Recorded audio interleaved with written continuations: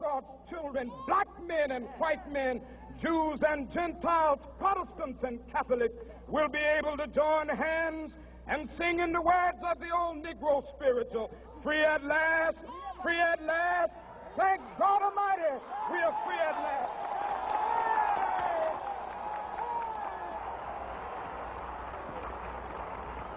Good afternoon, and welcome to our first annual Black History Month, If I Were Dr. King program. This is the first effort for Mercy Mission Bear Hospital and Adoption Agency, and we're so happy to step out into the community and do our part. You know, a lot of hospitals have many programs, they have many events, they have a lot of galas, but we thought as hospital executives that we would make this a first-time endeavor because we know there are many youth that are bound to be doctors. Many also want to be attorneys.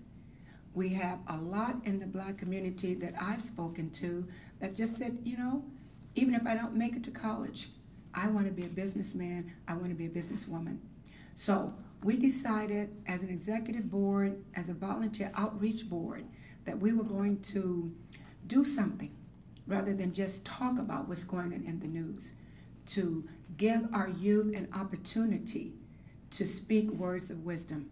You know, we old folks don't know it all. We've come through perils and pathways that perhaps some of you may never get an opportunity to, and I hope you don't. I can talk personally about the 60s. My father marched with Dr. Martin Luther King. He was the March of Selma.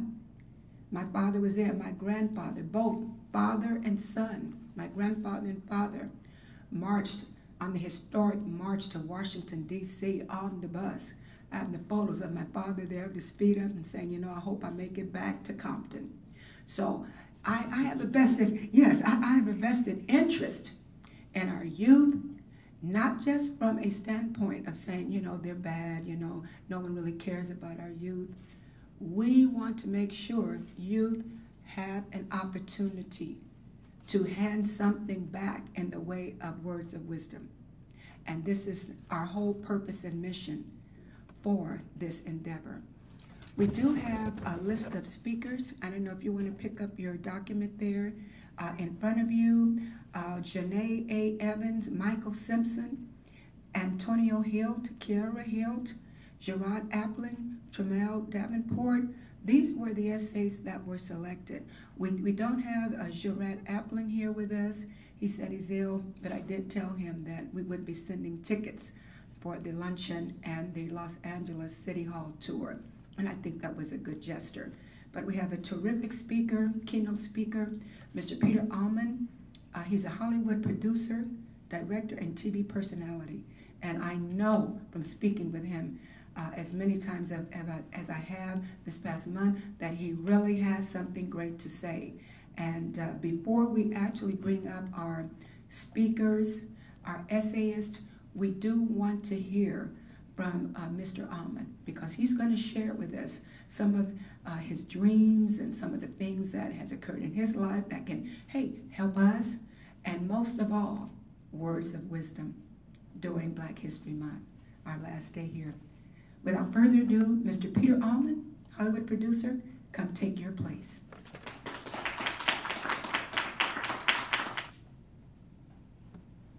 Well, good afternoon. I'm going to talk today about miracles before I honor Dr. Martin Luther King. Some people believe that there is no such thing as miracles. Other people believe that you can do it all yourself. But I'm here today to tell you, miracles are real.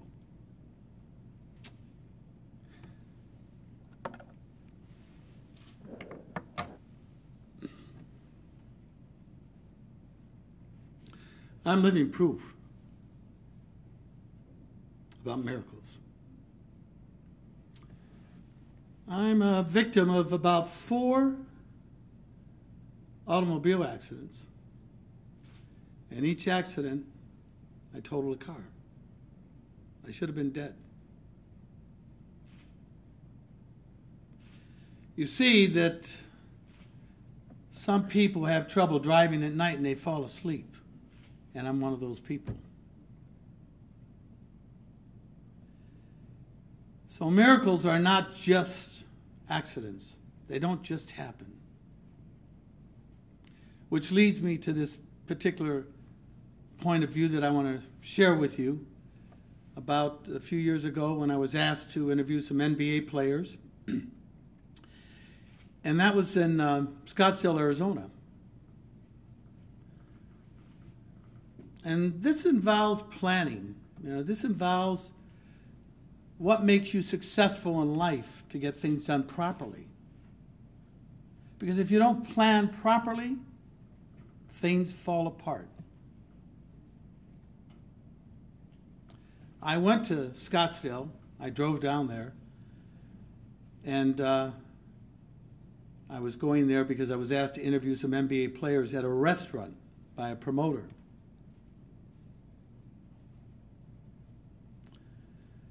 I didn't check my wallet.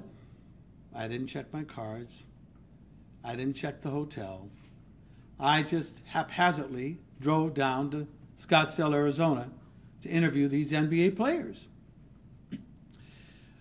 Well, on this particular story that I'm telling you, I want to mention that when I arrived at that particular hotel in Scottsdale, Arizona, there was no hotel for me. So the promoter said, I've got a hotel room for you. Lo and behold, she put me in a hotel with another woman that was married. But something miraculously happened when I was in that hotel room. And this woman was a Christian. And this woman, of course, was married, and she had a nonprofit organization. And she brought me to some realizations about her experiences with God and how God helped her plan her life. So that was a very good point of me to be down there. And at the same time, I interviewed her, and that interview is up on YouTube on one of my channels. But that's not really the big miracle that happened, because when I left Scottsdale, Arizona, and that particular restaurant, by the way, none of the NBA players showed up. They just didn't plan. They just didn't promote properly, and that's why none of the players showed up at the restaurant. I had called the W Hotel where the NBA players were, and I went there and I interviewed them. On my way home, I was getting very tired. And I was weaving. And as I drove from Scottsdale, Arizona, you know that long, long drive. It's a long drive all the way to Las Vegas. You know exactly what I'm saying. And I said, Lord, what am I going to do? I'm tired. It's cold out. And I hadn't checked, I didn't have my credit card. I didn't previously plan on that situation. So I made a right, and that right brought me into Parker, Arizona. And there was a beautiful casino. It's an Indian casino. And I walked into that casino to the front desk, and I said to the lady, ma'am, I'm a journalist, and I'm falling asleep. I'd like to stay here, but I only have $40 in my wallet. Is there any way that you could bill me, and could I stay at this hotel? She went to the back for like a minute. She came back out, this wonderful human being, this American Native Indian, and she says, Mr. Allman, you're our guest.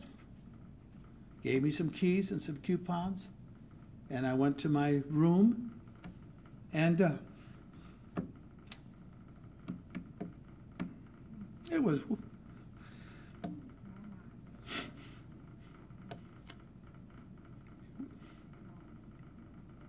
good.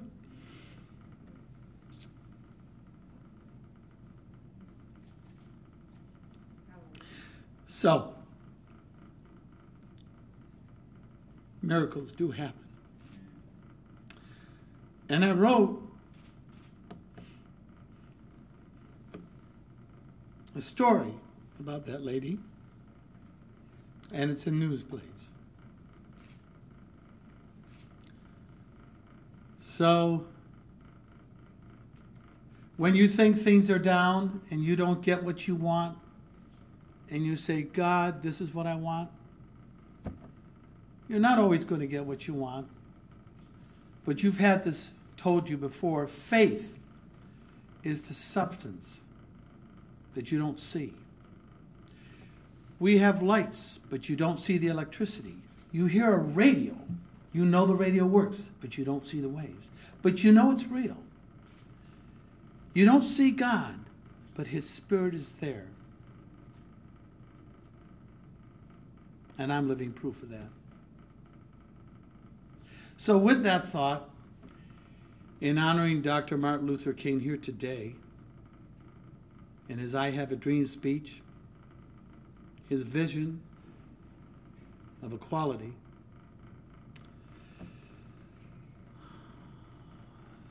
I share with you some of his messages that came from his heart, that came from his soul, that you all share here today with him.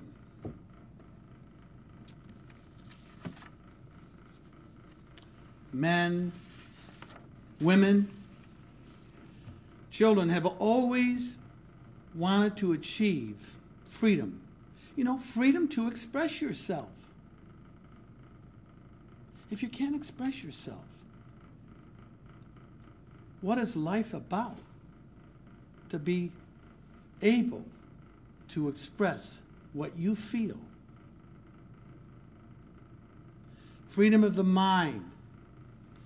Freedom to do the things that they want to do without interference from any government agencies or any organizations for that matter.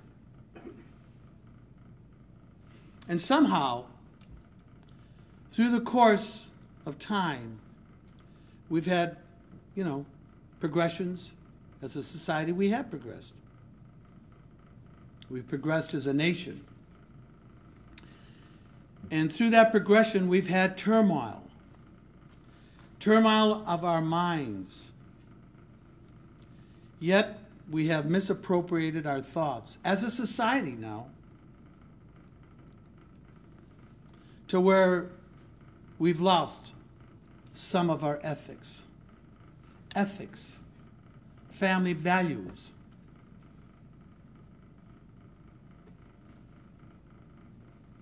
However, on this day of celebration of Dr. Martin Luther King,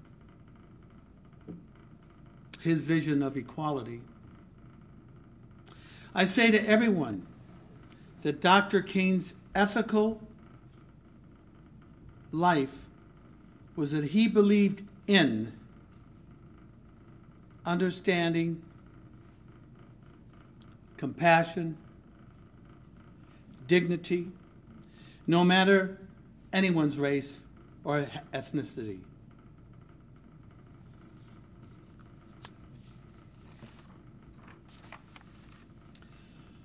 Each and every one of you, just as Dr. King had a dream and achieved that dream, you too can achieve your dreams. But those dreams take perseverance. They take vision.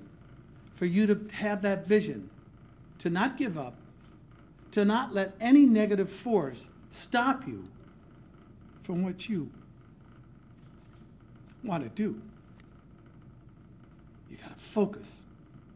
You got to be strong to make that vision become a reality.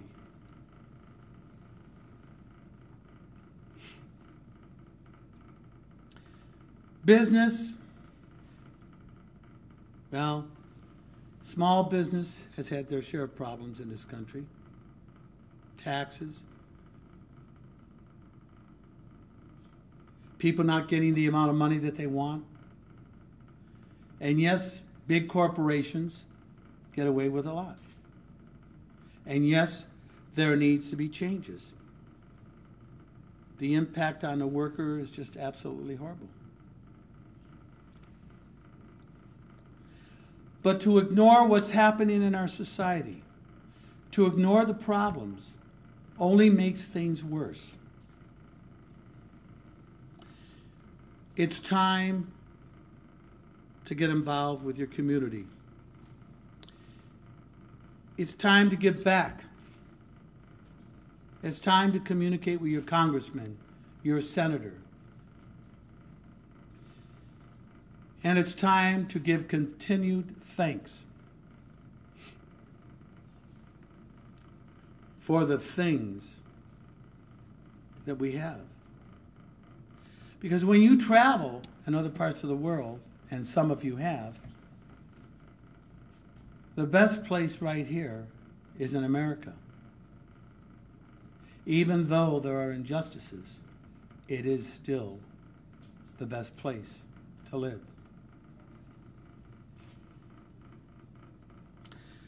So I'd like to think that when you leave here today, that you'll think a little bit more about putting a smile on somebody's face, helping someone that's less fortunate than you.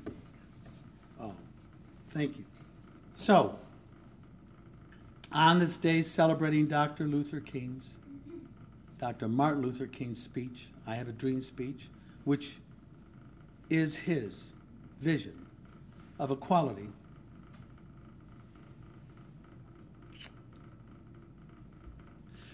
I ask each and every one of you to reflect on the goodness, reflect on your loved ones, and those moments of the miracles that have happened in your life. And read as many books as you can that will help you progress. I am a journalist, but I never read enough. And I am 67 now, and I should have read a lot more. You have the opportunity to expand your mind by reading books.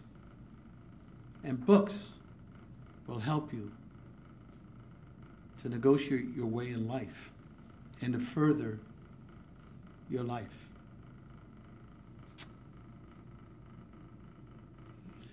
For Dr. King clearly stated in his I Have a Dream speech, and as I said, his vision of equality, let freedom ring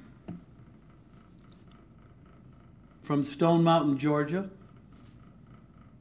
Let freedom ring from Lookout Mountain in Tennessee. Let freedom ring from every hill and molehill. Let freedom ring of Mississippi from every mountainside. Let freedom ring. I've been on top of many mountains, and so have you.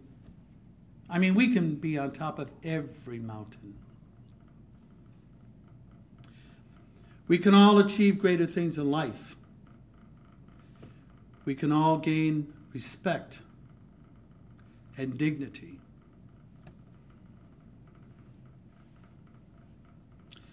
And we all can achieve compassion and understanding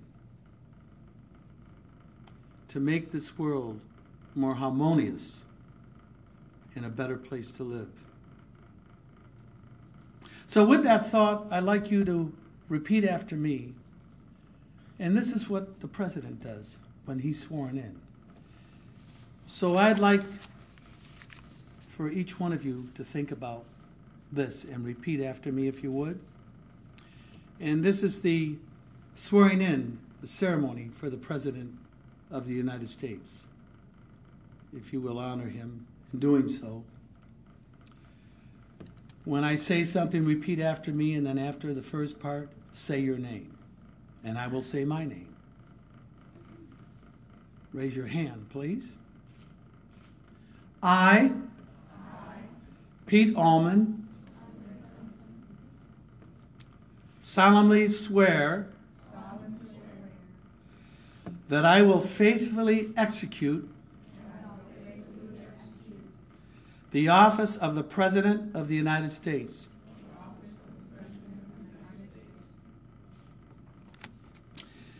and will do my best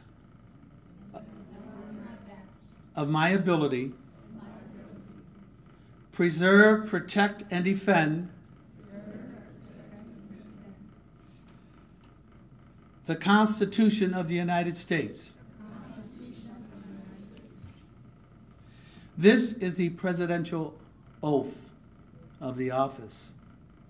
And I'd like you to think about that. And I'd like you to remember to keep your visions positive, to keep positive people around you, and don't allow any negativity to be around you. Walk away from it. And as we say in the church, stay away. Look at the hand. On this day of Dr. Martin Luther King, I have a dream speech. I thank each and every one of you. For one day, some of you are going to be in the government, and one of you might even be the president. So keep those visions positive, and thank you. Thank you very much.